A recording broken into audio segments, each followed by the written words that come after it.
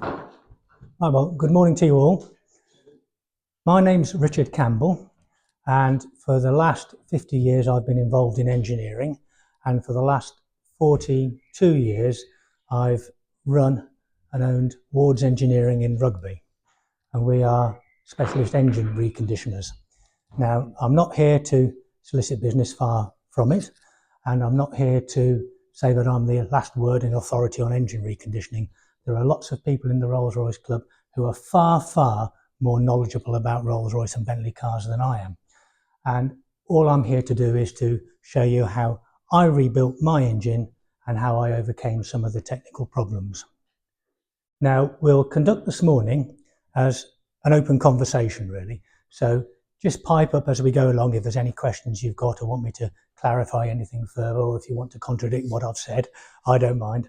And so first of all, I'll start about how I got into this sort of work, just briefly. When I was 16, I was an absolute petrol head. I had motorcycles galore, and I used to, with my friends, go and ride motorcycles over the farm fields and things. I just loved anything with a petrol engine or a diesel engine or a steam engine. I just loved it all. And I was lucky enough to get an apprenticeship, a technician's apprenticeship at the GEC. And I didn't realise it at the time, but I remember one of the college lecturers telling us in our class, he said, "You don't realise it, you won't know this till later, but you're getting one of the best trainings you can probably get in the world, certainly in the country." And looking back now and talking to my colleagues of the time, we realised that it was a phenomenal training we were given. We were put in all sorts of departments, doing all sorts of different things in engineering, which was a very good grounding for everything that came along later. So I carried on at GEC till I was 24. I was made redundant and I thought, right, this is my chance. I'd already bought a reboring machine, which I'd happened to find at GEC under a big staircase in a secure cage. And I went and asked the manager if I could buy it. It had been there for a long time, abandoned. And they said, yes, you can buy that. And I paid £2 for it, and I bought it for scrap weight value. So that was a good start. So I'd got a reboring machine. So I thought, right, this is what I'm going to do. I love engines. I'm going to set up being an engine reconditioner. So over the next few months, I did odd jobs and things, worked on farms, whatever came along, and diligently looking through the Exchange and Mart every time it came out, every Thursday, looking for machinery that was available. I remember going up to Leeds to buy a valve refacer, went to Manchester to buy a better reboring machine when I realised the one I bought for £2 wasn't quite accurate enough. And then I bought a crankshaft regrinding machine in Coventry, to which I was a bit naive and I should have smelt a rat, because I went and bought it and the crank was already set up and half done when I got there. What I didn't realise, it took an eternity to set the crank up and was very, very slow to operate, not commercially quick enough by today's standards. So I very rapidly had to sell that on and buy a much more modern machine. Now with a crank grinder, and that's the crank grinding machine there that the crank's in, they're not so valuable now, but then you would pay as much for a crank grinder as you would for a small house, in Rugby anyway.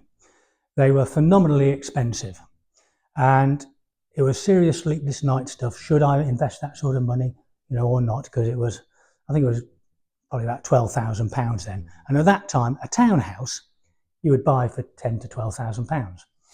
And I suppose those sort of houses now would be sort of 200, 250,000 to bring it in today's terms. So as you can see, they were a very expensive machine. And in the end, I did buy it. And the first year I counted up, and in the first year I ground 400 crankshafts. So it actually was the right decision to make, but at the time it was difficult to know whether to or not. So I'd more or less got the basis and all the things together, so I started work. And the first incarnation of my business was just doing anything that came in, Ford Crossflows, Hillman Hunter engines, that sort of thing, the odd Jaguar. And that went fine. And then suddenly, about 30 years ago, turnover went down, inexplicably almost. And it was because these sort of cars had suddenly, their value was such that they weren't worth repairing. And people would just buy a new car, they'd buy them on a lease hire or whatever arrangement they had. So I thought, hang on, we're in trouble here. But I happened to go with my wife with her father to a Land Rover meeting. And I realised there were all these enthusiasts for Land Rovers. And so I put a small advertisement in the Land Rover Owner magazine and straight away got lots of inquiries. And it was a different type of customer. It was a happy spend customer. It was, what else can I spend my money on? And they wanted to do it properly, rather than previously, every penny spent was, people just didn't want to spend money on their daily driver.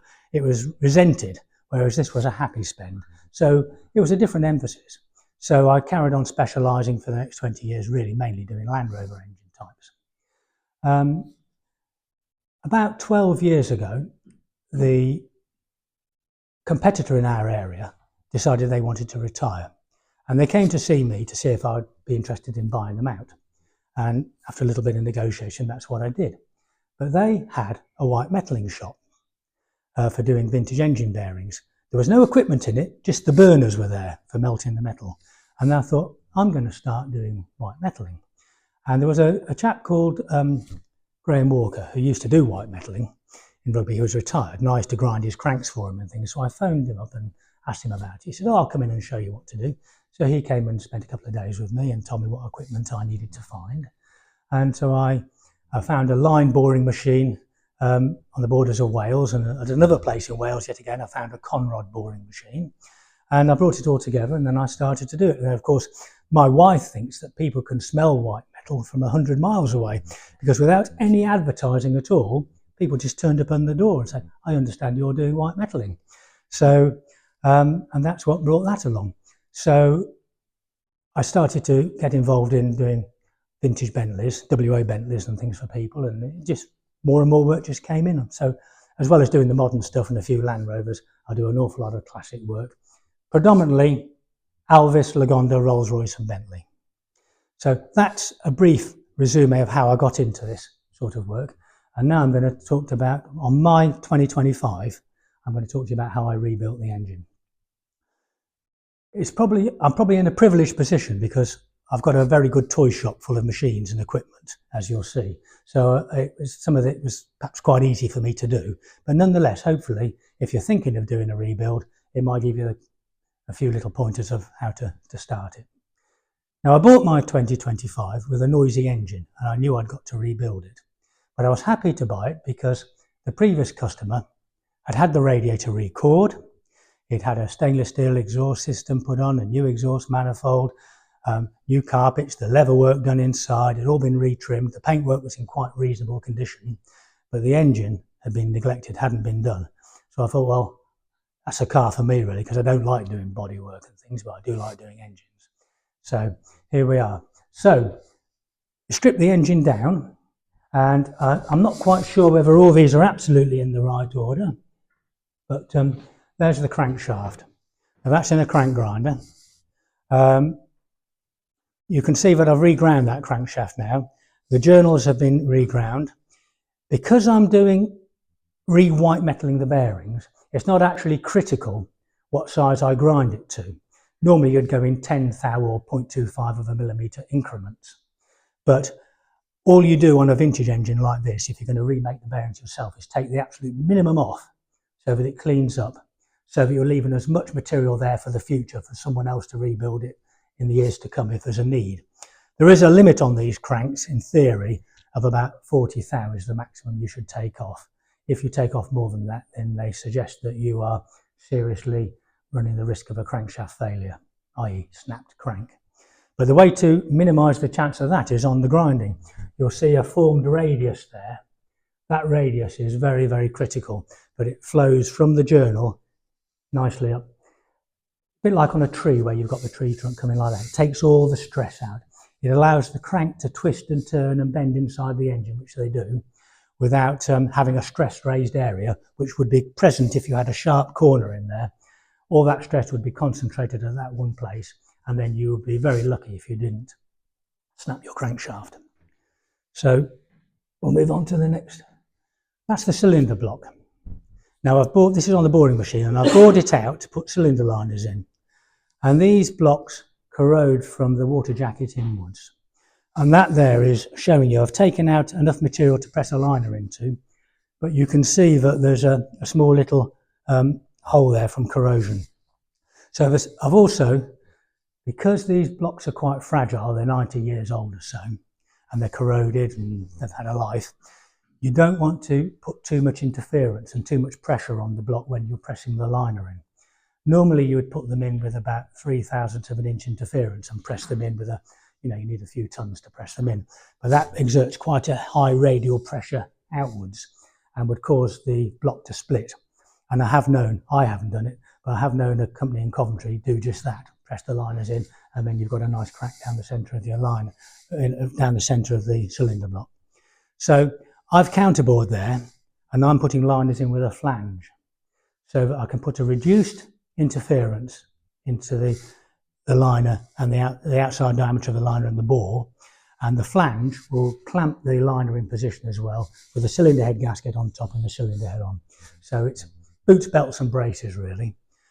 When I press the liner in, I'll put a sealant on, probably Loctite actually, to make sure that that's fully sealed up and that no coolant can work its way down the side of the liner. So the liner would be pressed in, but that's the block as bored in detail. So no, they were what we would call a parent block engine, and they didn't have liners from new. And so you would rebore them up to about 60 thou oversize, and then you'd have to put a liner in. I wanted to put liners in because I knew there's this problem here, and while that corrosion hadn't worked its way through into the cylinder, who's to say how long it would be till it did, and I didn't want to take it apart again to do it, so I thought I'll just do it now. And it's quite a common problem. I'd say probably in 50% of the blocks we re-sleeve, by the time we've taken a millimetre or two, the average liner thickness you want is between 1.5 and 2 millimetres thick when it's in. And that will give you a long time for that to corrode through again. But certainly that's a very common problem when you get to this sort of age. Also, Rolls-Royce small horsepower blocks, they're quite a slender, light casting. There's no thickness to them when they were new. So when they're 90 years old, that's why so many people have to put a new cylinder head on, because the block is, or the head's just corroded away from the inside. That's the block on the boring machine. Let me just put my glasses on for a second. Yeah, that's got the liners in already fitted. They've been pressed in. You can see the flange. I've pressed them in, and the flange at the moment is sticking slightly proud, which is what I've calculated. So we're boring the liners now to the final size. So on these engines, unusually, and I've only really come across this with Rolls-Royce and Bentley engines, they run virtually at 0 piston to bore clearance. So you don't really want more than 0.5 thou running clearance. And if you put the piston in and it sticks where you put it, this is without rings, and you just push it gently with your fingers and then it goes down and comes back up, that's how you want to have it. Because they're a split skirt piston, and as they get hot, the skirt sort of folds in. But that's part of the reason why they're so quiet, because the pistons aren't rattling around in the bores. So I would bore it, I would measure the pistons, see what skirt diameter they are, and then I would bore it 2 thou below that, and then I put it on the honing machine, and then I would hone it to the size I want, and then after it's at size, I plateau hone with very fine stones, which is as if you're doing the initial harshness of the running in before you even put the engine together. Makes a big difference to oil consumption if you do that. A phenomenal improvement. Mine probably does over 1,500 miles to a pint of oil. And after doing that, it makes a big difference. The flange you said it was slightly proud. Sorry, I beg your pardon. Then I faced the block. Yes, good point. Thank you for reminding me of that. Then I faced the block, and the liners are then perfectly flat and in line with the rest of the block face. The blocks and the heads are full of copper tubes. The casting technology was such back in the day that they couldn't really have the intricacy of the casting in the water jacket to accommodate all the tubes for the cylinder head bolts and for the push rods. So they use copper tubes. They're a bit like a steam engine boiler. where you've got all the tubes, sorry, all the tubes that are rolled in, and you have to do the same with these. But that just shows you, I knocked these out and I just went snap like that, and it just fractured. It's all corroded away. So I'm glad I did that. So put new tubes in, roll them in both ends, and then pressure test it. And not much. Most modern stuff we would pressurize to sort of three or 4 bar. This I wouldn't go above a bar. In imperial terms, it's £10 per square inch. The engines don't run at high pressure anyway. They're fragile. There's no point in asking for trouble. And to be honest, most engines, if they're going to fail on a pressure test, will fail at £10 per square inch, no matter what they are. So, right, this is the connector rod. I'm just pressing a new bush in there. You were asking about the pipes, these pipes here, and they come loose, and I've resoldered them. I did have a problem with my engine with an intermittent ticking. It would come and go, and I couldn't find out what it was. I tried all sorts of things, changing springs on cam followers, changing the springs in the cam balancer, but I'd found were broken, no difference. It was actually the tube here that was loose, and at times it would rattle up and down when the engine was just ticking over, and then it would sort of jam, and then it would be quiet for a little while, then it would come loose again. And once I'd resoldered them all and re-riveted, problem solved. So that's me pressing the bush in there. And that's the bush after it's been honed and fitted. I don't ream them, I hone them. So we'll try and achieve a fit where the pin pushes through freely, but you can't really feel any clearance, which would probably equate to 2 or 3 tenths of a thousandth of an inch clearance. So that's what I would aim for.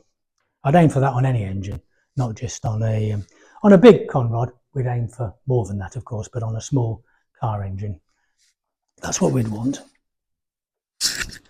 That's the pin fitted, and that will slide freely, but you can't feel any clearance. The camshaft, that proves a problem.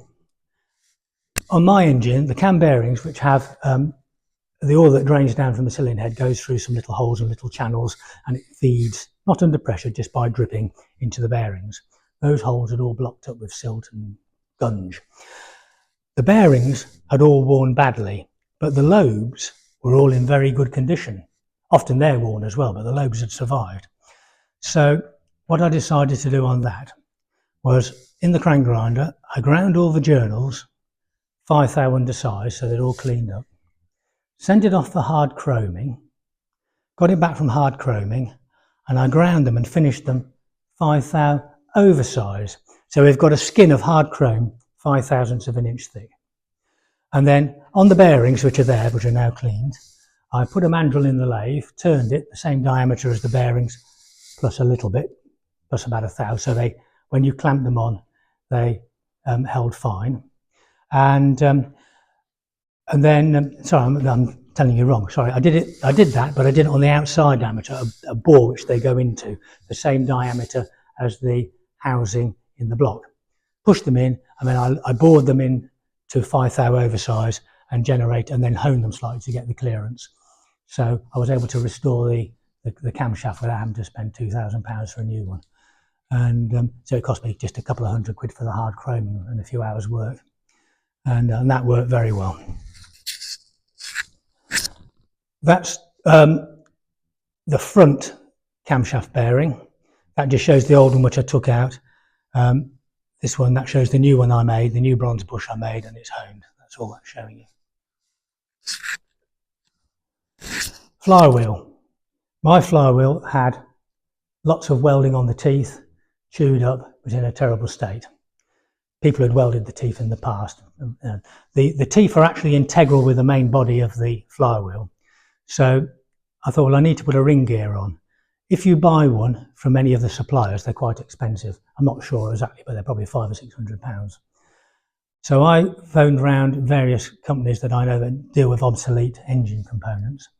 And I'd found out by looking in a catalogue produced by a company called Shrink-On back in the day, that a Lagonda had the same tooth configuration and the same outside diameter as the 20 horsepower.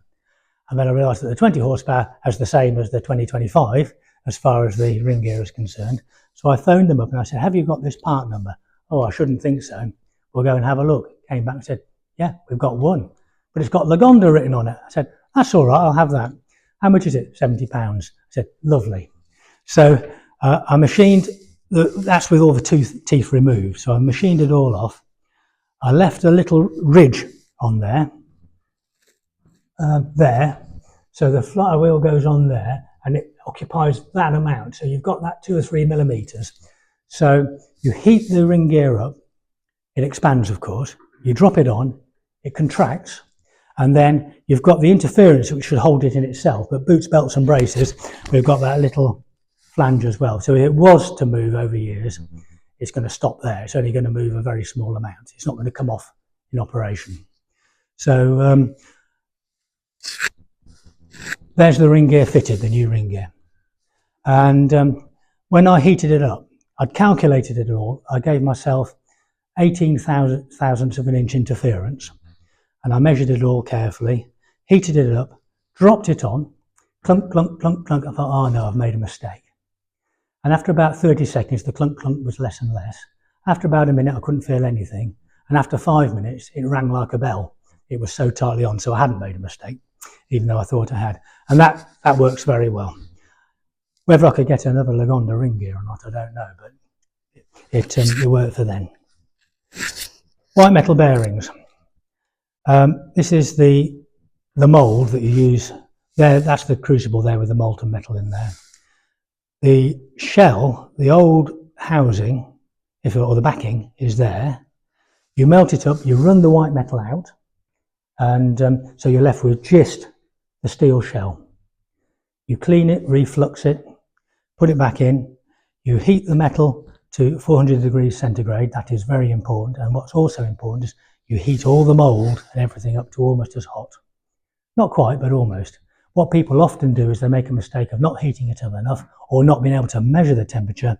And that's when you end up with blowholes in the casting, when you look at bearings and you see that there's lots of little air holes, bubble holes.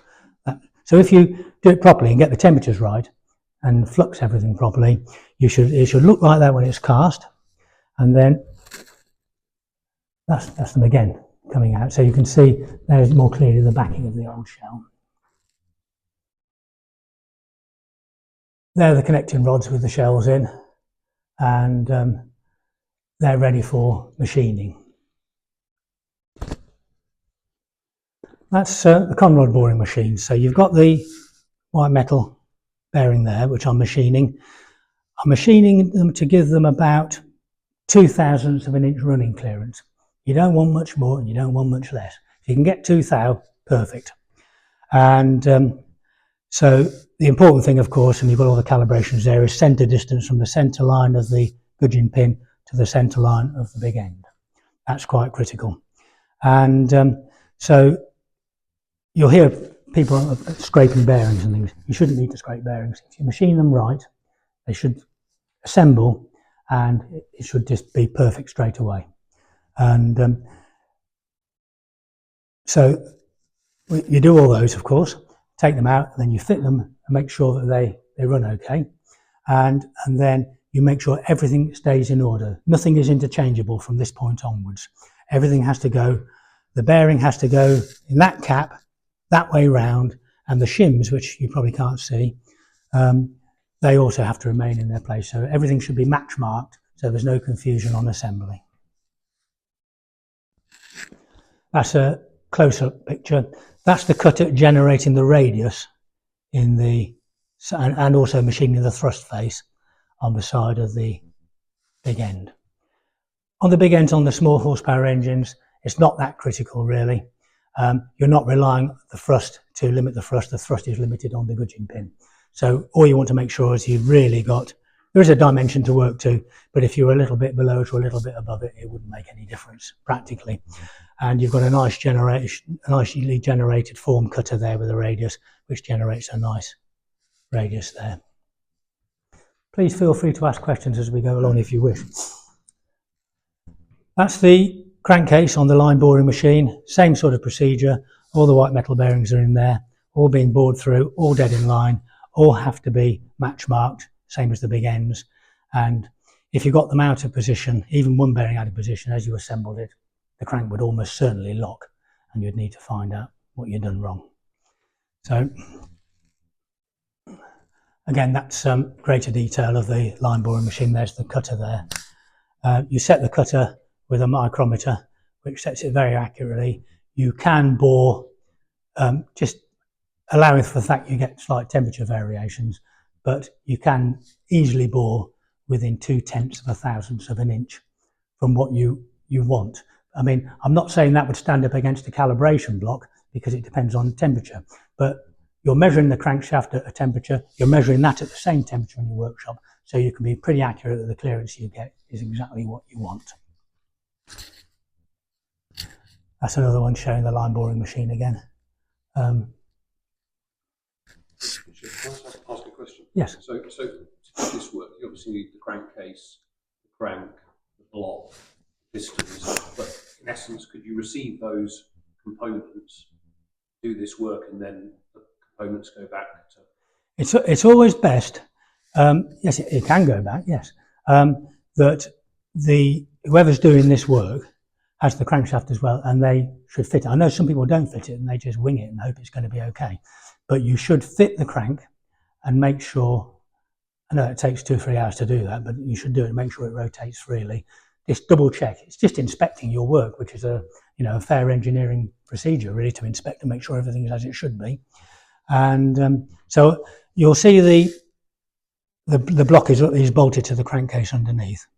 And the reason why I do that is because, one, the crankcase is quite flimsy on its own. It's a very slender casting, and if you're not careful, you'll get, when you're cutting it, harmonics will build up and you'll get chatter marks because of vibration. So you bolt it to the cast iron block and that stabilizes it and stops that from happening. But also, that's how it's going to spend its life. As it bolts down, the two will settle into each other and you might get a small amount of distortion. So if you machine it with that distortion already in place, you're going to get a better job. Having said that, when I do the WO Bentleys, you can't do that because you've got a huge block with a non-detachable cylinder head, and you've got the parallels there where the job's clamped to, and you'll be machining right up there. It's all very unstable. So on WO Bentleys, what I always do is I clamp them on the face of the crankcase, and then as I clamp them down, I've got a straight edge and I have a DTI gauge, and I make sure I don't clamp beyond the point of which any distortion takes place, so I can see what's happening as I'm tightening them up. You've also got to have a steady there because that's a long distance between that bearing and that bearing, and when you're cutting there's a tendency, nothing likes being cut, so a cutter will react against the whatever you're machining, even white metal, which is quite soft, and try to push away. So you have at least one steady on there to stop the thing from vibrating and hold it where it should be. Yes. Oh, we would oil the crankshaft. I wouldn't assemble it dry. It should have just a smear of oil. You don't have to flood the thing with oil, but make sure the bearings are wet, and because you're only going to turn it over a couple of times. It should move freely, and there should be no binding at any point. And on the thrust bearing, which is at the end, you can't see that at the moment. We would machine that so you end up with the correct end float, and that shouldn't bind either. And that's the one where you're more likely to have trouble, because you've got the radius, which has to be on the white metal the same radius as the white metal, on the crankshaft. And if there is any binding, it'll be those radiuses are slightly different, and you've got to sort it out. They're the finished bearings. Actually not quite finished. I haven't done the faces yet. So that's it bored. There's the oil groove machined. And you'll see the shim that's in there has got the oil groove machined in there as well. Sometimes we have to modify the oil grooves to bring them up to later standards. On the intermediate bearings, they don't get enough oil really. If you've got a Derby Bentley, there is a modification you can do to make sure there's more oil gets to the intermediate bearings.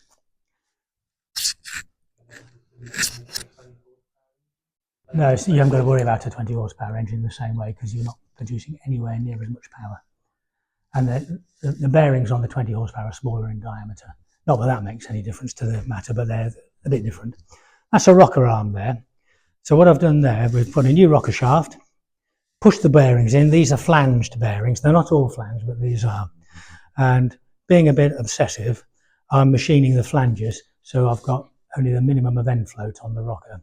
So there's no possibility of it going like that and making a noise.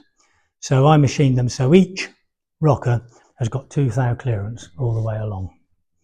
And you don't need to do that really, that's just me being, as I say, obsessive. On the bushes, after machining them, that's just honing them on the honing machine to get the correct clearance. You want 1/1000th of an inch clearance on the bushes to the new shaft. Quite easy to achieve, but if you want to have accurate settings to your cam followers and don't want clattery tappet noise, that's what you've got to do. When you hear engines that are clattery, it's because they've got worn rocker shafts, worn bushes, the camshaft's worn, the cam followers are worn, and the rollers on the cam followers are worn as well. And you'll never get the clearances as they should be because you're trying to get them to be sort of 3 or 4 thousandths of an inch clearance, and you'll set them, and then 5 minutes later they'll be reading something completely different, or no clearance at all, which is even worse. So if you want it to run nicely, you've got to get all this correct as it was as it left the factory. This is Derby Bentley head, which I've just put in to show. Valve guides are quite expensive. They're a taper fit guide, and they're probably getting on for £30 or so each. And that's not expensive for what they are, but as an engine reconditioner, I'm a bit of a cheat. And what I've done is I've put very thin bronze sleeves in. That's an American process, which was really designed for big American V8s, which don't have replaceable valve guides. They're just machined into the parent casting. And the Americans are very good at this sort of thing. So these are called guide liners. So on my engine, on the Derby Bentley I've just done, which is my own car, I've re-sleeved them with bronze valve guide liners. And to buy them in, they're about £1 each. So it's a significant saving. There, I've bored out and I've fitted a hardened valve insert. So the engine will run on unleaded fuel without having to put additives in or anything. So I bored out, counterbored, pressed the seat in, finished machined it to its original geometry. And the machine that we use is so accurate, together with the valve reface that we've got, which is equally as accurate, there's no lapping in required. You put it together, you pull a vacuum on the port to make sure it's a gas tight seal, job done. And that's the machine that we cut the valve seats on. That's a Surdy. They're the market leader really in valve seat cutting machines. And they're totally self-centering. So you've got a pilot which is there, which is a snug fit in the valve guide, a much closer fit than the valve itself would actually have. And this is all on air bearings, so there's no friction, so it all sorts itself out on the centre line. You flick a switch, then it locks it on that position, and then all the machining is concentric. Marvellous bit of kit to use. And when I used to employ people, which I don't now, I'd never let them use it because it's a very expensive bit of kit and it's very easy to break. And if those pilots, if you drop it, they're made of solid carbide, you drop it on the floor, they shatter. That's £200 gone. So I just use it myself, no one else has a go with it. That's fitting on this particular head, this is a Derby Bentley head, that's fitting the push rod tubes. There's the copper sleeves. So they'll be knocked in, and I do it my own way, which is perhaps different to others. I pre-swage the top. So I tap them in, and as you go into the very last bit, they get tight. Now that pre-swaging, they still need properly rolling in, but that makes it easier when you actually roll them in properly because they're not going to rotate with the roller. They're already sort of gripped a little bit. That's just something I decided to do myself, so it makes it much easier. So then with a roller, you can get a tapered tool for doing it, but I actually use a steam engine boiler roller for doing them with rollers. and that does it very nicely and quite quickly. And then of course you pressure test them afterwards, and they should be gas tight at 10 psi. That's it on the pressure testing rig, being pressure tested after the sleeves have been put in. You'll see I've blanked off with small core plugs those coolant transfer, as is the recommendation by Rolls-Royce. They decided that that forces the coolant to come through the water pump, through the block, through the back of the block and the head, and through round out into the radiator, rather than just coming straight through those and missing out the back. So it helps to cool the back of the engine and keep it running at a constant temperature throughout. You can do, yes, you can do that. You can do that, absolutely. The only problem with doing that, it makes it a bit fiddly if you want to do anything else in that area. My engine did have that fitted, and I took it off, and because I couldn't get to anything. And yeah, you can do that, and it works very well, definitely. That's a picture I just took for in case I ever sell the car. That's the drive for the oil pump. It's upside down at the moment. Those splines wear quite badly with time, and also the corresponding sleeve that goes on them wears. And I just showed that to show that I put a good one in, so that if ever I sell the car, if anyone knows what they're looking for, they can be reasonably assured we're not going to get a premature oil pump failure. That's the crankcase all machined up now, all cleaned and machined up. The camshaft's placed in there. It's always best to put the camshaft in first, because you can see what you're doing, you can get to it. You don't have to, but it's just a lot easier if you do. That's the front end. You can see I've got a proper dedicated engine stand for these engines, which also helps, because the engine sits on the front engine mounts and the rear engine mounts. And it also, you can rotate it, invert it, turn it upside down to work. So that's it all set up there. Inside the cam balancer, new springs, new rollers. Inside the torsion damper there, everyone goes on about these being fiddly to set up, take them apart, put them back together. I just made a mandrel up, put it in the vise, laid it on there, clamped it together with a number of very small G clamps without having to put all these screws in all the time. Got a bar of the right length, adjusted it till it had the correct reading, and then assembled it. I didn't go to all the trouble of putting it on and putting all the bolts in to do it. I just clamped it together, and that worked very well. Every bearing replaced. Most of the bearings are metric, which makes it very easy to source. One of them, I think it's perhaps one in there, was imperial, but even then it was easy to source. But why there's a mixture of metric and imperial bearings, I don't know. But because they're mostly metric, they're available from any bearing supplier very cheaply. There's the engine partially assembled with the connecting rods. You'll see there's a clearance there and a clearance there.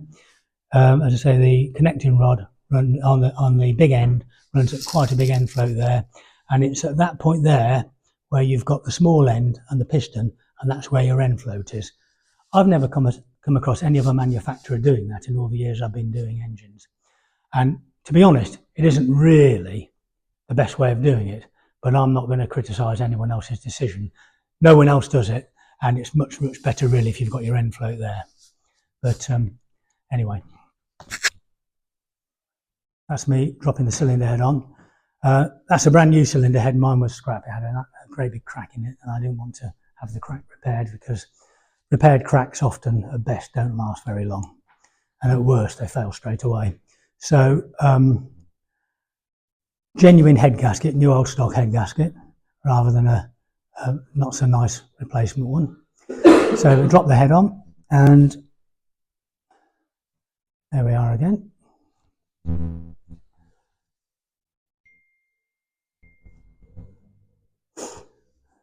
There we are with the sump in place.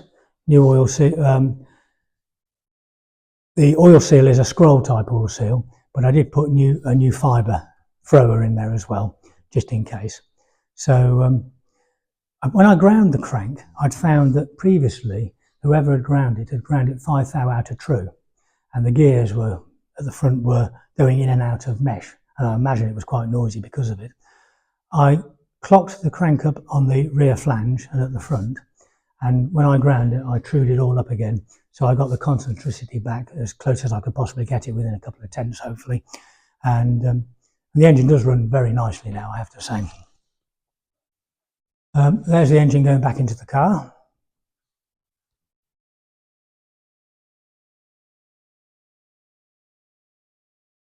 I fitted an aftermarket oil filter. When I did the Derby Bentley, I did the oil filter myself. I found a filter housing on eBay for about 30 quid. And I already knew which filter I wanted. The pipe work is just copper pipe. It's 1/2 inch outside diameter, so it's not that easy to get, but it is the same diameter of pipe that is used in the blocks, and I had quite a large quantity of it.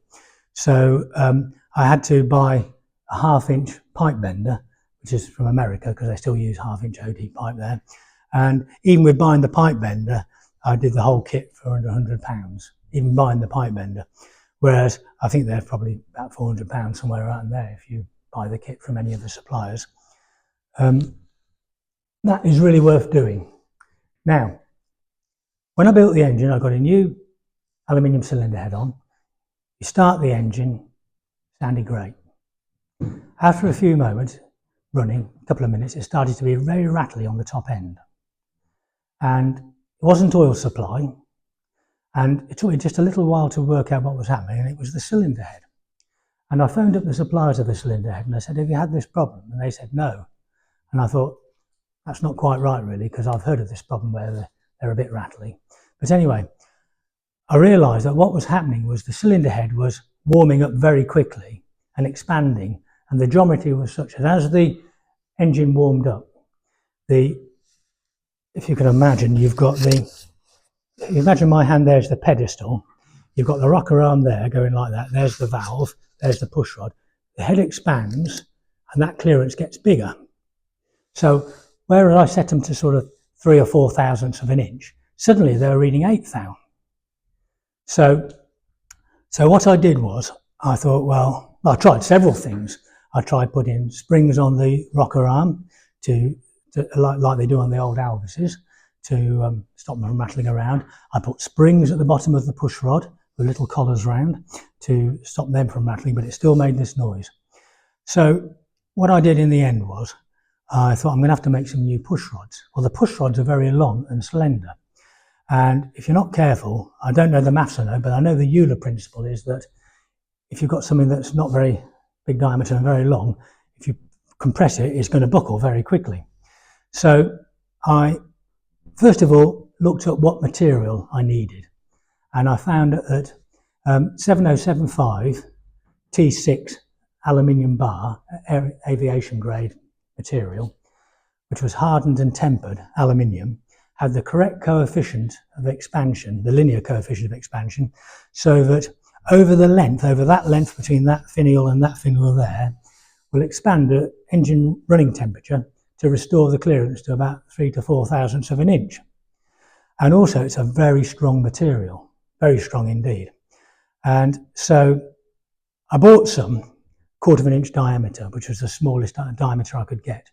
But the 2 push rod tubes at the end, which are not copper, they are machined in the casting. So they wouldn't fit through. So what I did was I worked out what clearance I needed from the original push rods and added that clearance to these bits here. Got a valve guide reamer, which is a piloted reamer. I didn't take the head off to do this. Got a Henry vacuum cleaner with a long pipe at the bottom of the valve guide. Went through with an electric drill with a valve guide piloted reamer. Reamed it through, which was sucking all the swarf out constantly as I was generating it. Removed all the swarf. I couldn't see any in the engine when I inspected it afterwards. And then the push rod tube slid through nicely. It was a brave thing to do because I might have broken through into the water jacket, but I thought a millimetre, I'm probably not going to break through. And so that was okay then. So I made these push rods out of that material I've just mentioned. The finials I made out of silver steel, hardened and tempered them so that they were hard enough to work without wearing, but not so hard as to be brittle. And to test those, I just put my test sample in the vise and tapped it gently with a hammer. It didn't snap. I thought, that'll do. For the push rods, I wanted to make sure they weren't going to collapse or buckle in the engine. Now, a better man than me would do it mathematically, but my maths isn't that good. So I got an old Rolls-Royce cylinder head, put it on my reboring machine on the pedestals, put a parallel across 4 valves, put one push rod underneath the boring bar, brought it down like a press in a controlled way, and pushed the 4 valves open. And the push rod didn't buckle till all 4 valves were coil bound. And I thought, well, if it's going to cope with 4 valves when they're coil bound, it's going to cope with one that goes nowhere near coil bound. And of course, when you let it off, because it's a spring, hardened and tempered in a quite a nice way, it instantly recovers back to how it was before. And I put a DTI gauge on it, and there was no deformation, no bend or anything. So I fitted those into my engine, and it works really well. And what happens now is you start the engine and it's quiet. After about 5 minutes, it gets a little clattery. After about 10 or 15 minutes, when the push rods have warmed up, the clearance goes back down to about 3 to 4 thou, and it's nice and quiet again. So that works very well. So, very interesting actually, because I've got the same problem have you? with my 20. So you set I've been setting the tablets at 3. And it's still noisy. It's lovely when it's cold. Yes. And then I think they go right up to 8 or 9. Yeah. So the very voltage really builds up about 10 miles. Lock and everything. It does get quite. Well, the push rods even the steel push rods will warm up a little bit and expand. So there they are in situ, and I generated the ends to match exactly the form and the radius of the original push rods, and turned them down so they didn't foul on the rockers in any way. And then at that point where they're pressed onto and it's only a press fit that holds them on, and I gave them 3/4 of a thousandth of an inch interference and just tapped them on nicely, and it works just fine. So Some people have said that you can run the alley hedge with a lower clearance, but whether that's a good idea. When it's cold, you obviously. well, yeah, but even if you run them at 1 thou clearance, they're still going to be 6 thou when it's hot. So that improves the situation, but it's still a bit clattery. Some people don't mind, but I just like it to be as quiet as I can. I think that's the end of the slides. Okay. Any questions so far? Very informative. Oh, well, thank you. Now, I have brought a box of my Black Museum of components that I've collected that have failed in operation, which people often like to have a look at. But I would suggest we have a cup of tea and a coffee, and if anyone's interested, I'll gladly go through those with you. And if you want to have a look at that portfolio of photographs, there's even more of the engine rebuild. So please feel free. Okay, well.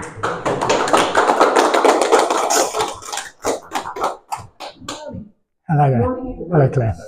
That was absolutely fascinating. Thank you so much for giving us all so much detail. And gosh, I'm always marvelled when members come forward and share stories and just explain the knowledge and the passion and enthusiasm you have with such a level of clarity and understanding. I'm not going to suggest for 1 minute that I'm going to come and have a go. Why not? I know my limitations.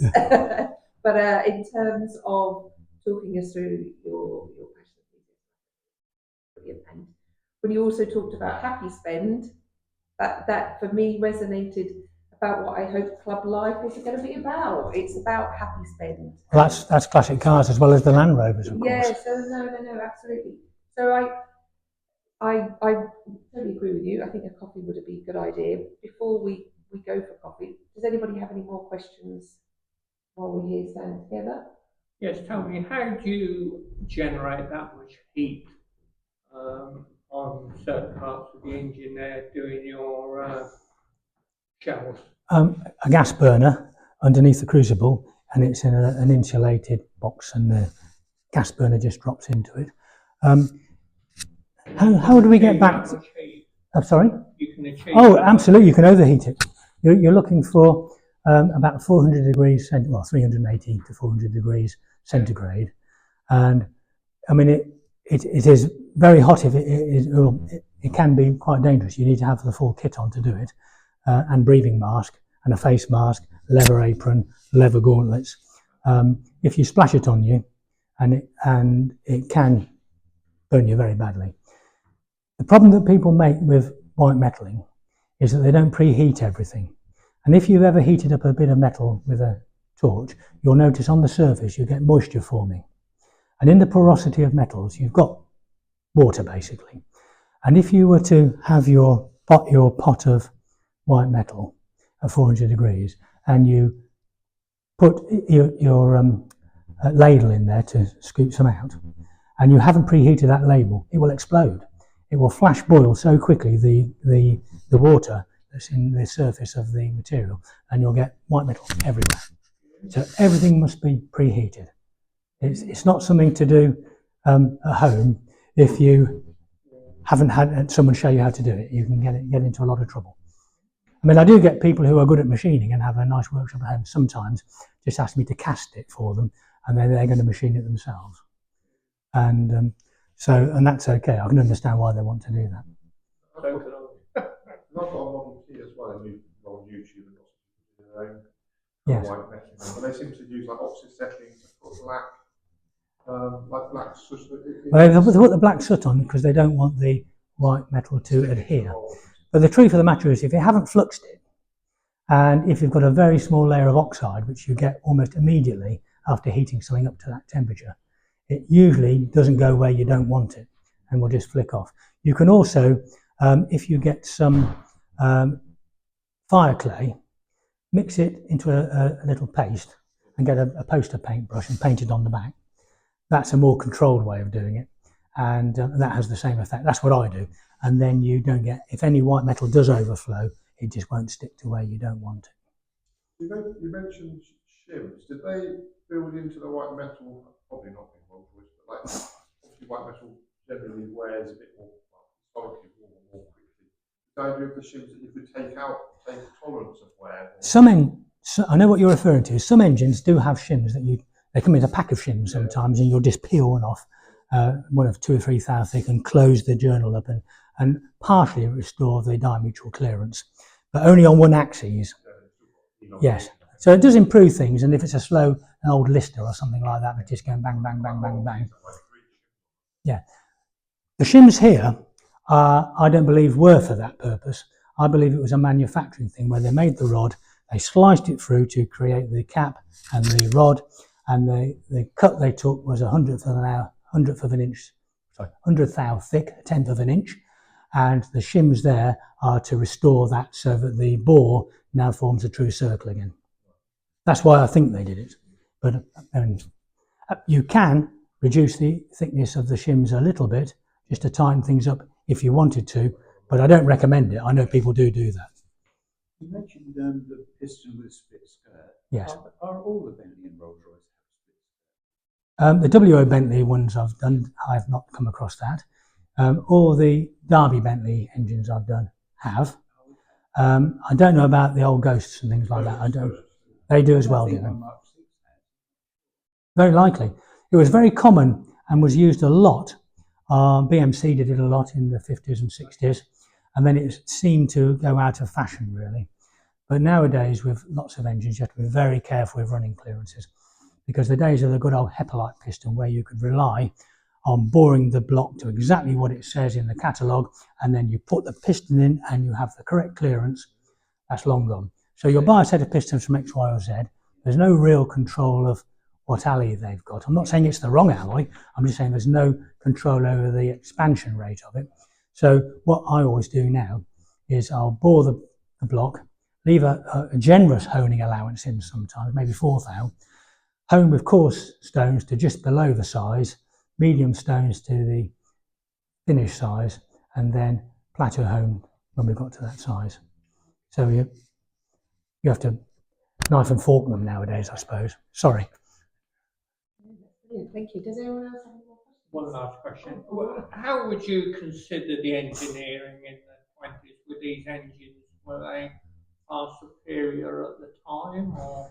Well, I do a lot of WI Bentleys, and I do a fair bit of the Alvis, Lagonda, and Rolls Royce. We get the others, the Rileys and things as well, and the other cars. But the casting quality on the Rolls Royce is second to none. It is superb for the time. I get a lot of WI Bentley crankcases, and I mean, I'll probably be lynched for saying it, but they're rubbish.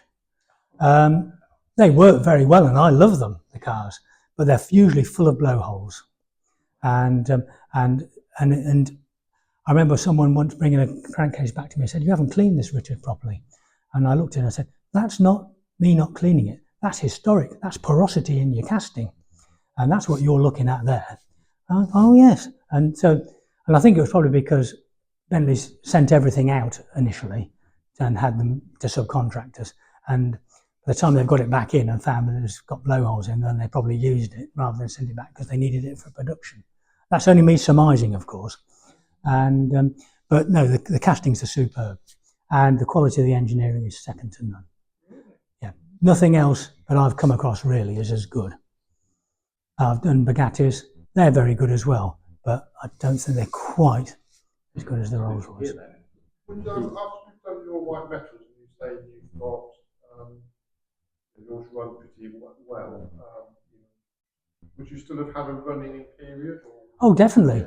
Yeah, but running in isn't what it used to be. It used to be running in, please pass, sticker in the back of your car, and you'd nurse it. Now, with additives that are in oils and things nowadays, what would be recommended is start the engine, make sure you've got oil pressure, make sure there's not fuel, oil, water leaks, and you're happy. That should take you 5 minutes initially. Take it for a drive or switch it off. Don't run it and go and have a cup of tea and, pass the time of day saying, "Oh, that sounds nice, doesn't it?" Don't do that. That runs the chances of glazing the bores. If you glaze the bores on a newly built engine, it'll run quite nicely, but you'll use an alarming amount of lubrication oil. So start the engine, do the pre-checks, go for a short drive, come back, check the levels again.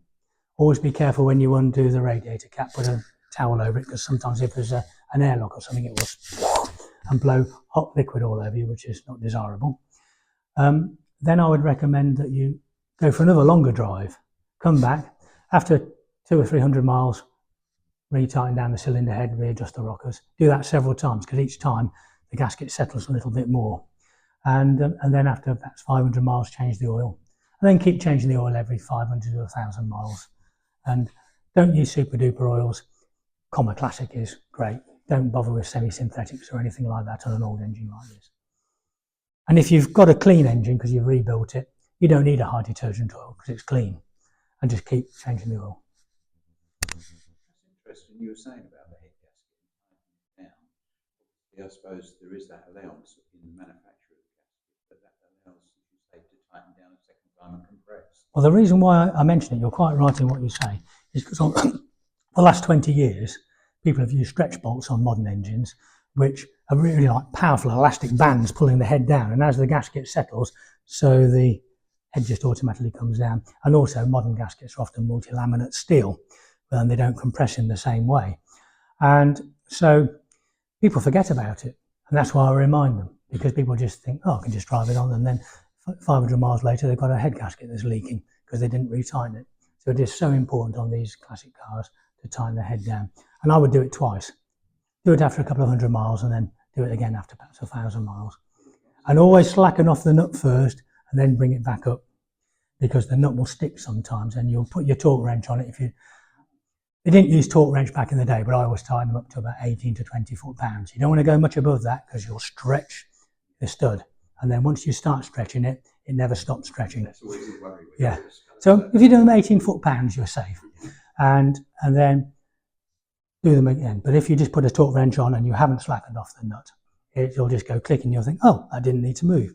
But actually, it did need to move. You need to back them off and then do them. Just do them one at a time. Start in the middle and work outwards, opposed. Yes. Oh, that's my weekend. You're easy to please. I've learned lots of new words. Thank you. Thank you. And on the subject of cars, you may have heard there is an annual rally at Burley House on the 21st and 23rd of June. Lots of opportunity to share all of our enthusiasm for cars. If you haven't already bought your tickets, Lydia, I'm sure will be more than happy to help you. Each week goes by, the itinerary and events and attractions. So please don't miss out. Thank you again. You're welcome. That was excellent. Let's all have a coffee. I hope you've all enjoyed listening to me as much as I've enjoyed ranting on about it. Oh, brilliant. Thank you. Thank you.